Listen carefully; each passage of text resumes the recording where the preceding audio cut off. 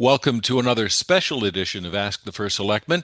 I'm Jim Cameron, your host, and we're joined by Jon Zagrodzky, who is our first selectman. John, welcome back.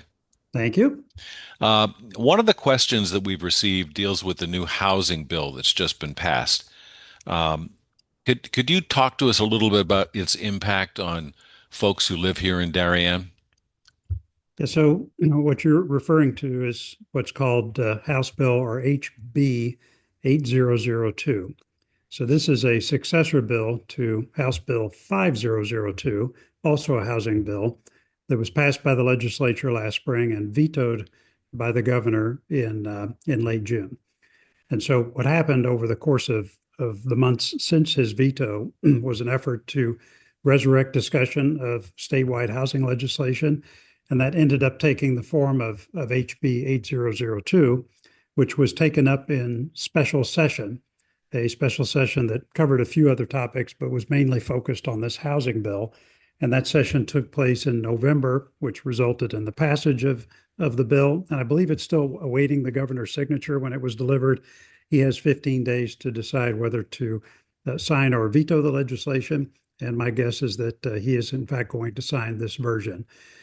Basically, this housing bill is really just meant to require towns to plan for more housing. As I said in my recent newsletter, there have been some studies that would suggest that the state of Connecticut is short housing by about 110 to 120,000 units on a statewide basis. And so what they're trying to do is to boost the contribution to the housing stock by all towns across Connecticut, with a focus on obviously affordable housing, but also transit-oriented housing and housing that's in commercial areas. The idea being that we'd either like to locate housing near where people are working or to try to locate it near transit services so that they can board transit and get to where they need to work.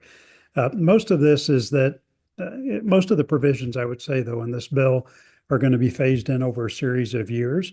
And so we have time as a town to take the housing bill into stock and start to do some planning and thinking. The very short term requirements, though, is that we really do need to take a close look at our town's zoning ordinances and regulations. And I'll be talking a lot with the Planning and Zoning Commission about that, with my own views on it. They obviously will make the final decisions on some of that.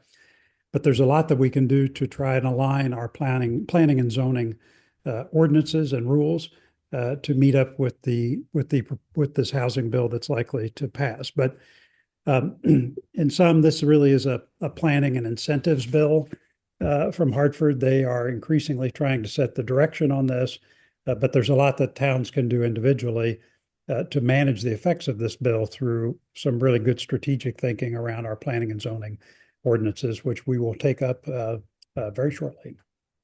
So if I live in a single family home in town, am I at risk of having some developer come in and put up a multi-unit building right next door to me?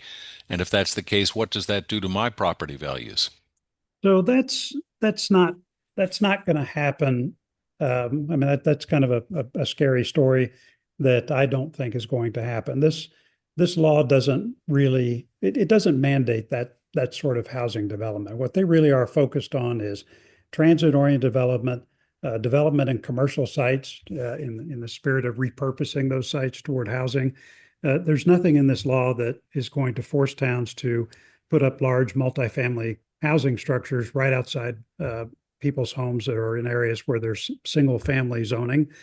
Um, I would say that certainly the pressure to build this housing is going to increase, and it's entirely possible that it's going to be in areas where people are going to look at that and say, "Well, geez, I wish we'd been able to spend more time on all that." But here's the good news and the way to think about it: planning and zoning in local towns still has their hand on the tiller, if you will. So those kinds of decisions are going to be made through a thoughtful and deliberative process in planning and zoning. It is not, we are not going to end up with multifamily housing built in single family neighborhoods or right next to somebody's expensive property that they spent a long time earning the right to buy. Uh, but it is going to mean that we need to focus on housing that's in our commercial corridors and in near our transit stations. And a lot of those places are actually well more better suited for that kind of housing. So I don't expect this to result in anything that is going to damage property values or be right next to single family homes. If there are new multifamily homes that are constructed, will there be a requirement that some of the units be affordable? Well, that's still part of the other major piece of housing legislation that's been in existence for more than 30 years, and that's what's called 8-30G. And I talked about that in my newsletter the other day. But 830G applies to any town whose housing stock does not have at least 10% of that stock as affordable. There's lots of definitions of affordable, but Darien does not meet that standard. About 4% of our housing is affordable right now. And to get to a 10% affordable in Darien, there's not enough land to build that volume of housing in town. So it would be a long time, if ever, that we would get to that point. And so we're still under pressure, if you will, or requirements by 830G to contribute to the affordable housing stock in Darien. One of the way, or in Darien and in the state generally. So one of the ways we do that, by the way, is that several years ago there was a zoning rule that was adopted that said that 14% of all of the units, if you will, in any kind of multifamily development had to be affordable. And that's a standard that applies today. And that's what's called inclusionary zoning. And that means that Darien's has been proactive in adopting rules and requirements that says we're going to include affordable housing as part of all our developments here in town. I think that's great.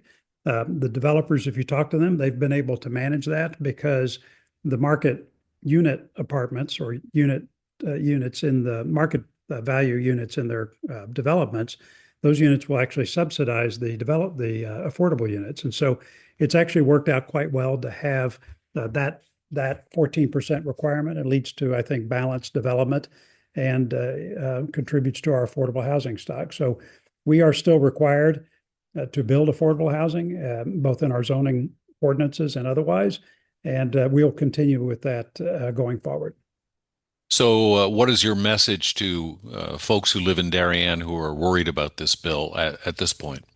Um, Look, our job is to protect Darien's character, and we are going to expend every last bit of effort we can to do that.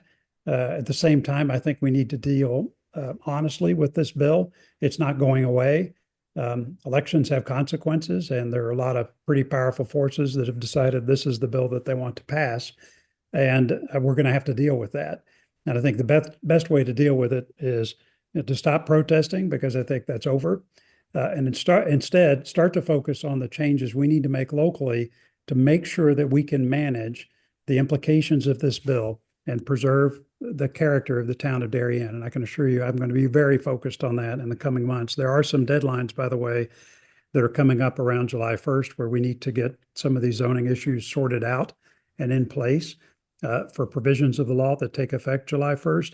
And we are all over that. I personally am all over that. I want to make sure that we have truly thoughtful, strategic, and expert implementation of that. So we are ready to go when provisions of this law take place. So not to worry, a ton of us are right on top of this. More to come on this issue, I'm sure. Thank you Yes. very much for your time, John. If you have a question for our first selectman, just send it along to us, and we'll be glad to ask it on your behalf. Our email address is darientv@darienct.gov.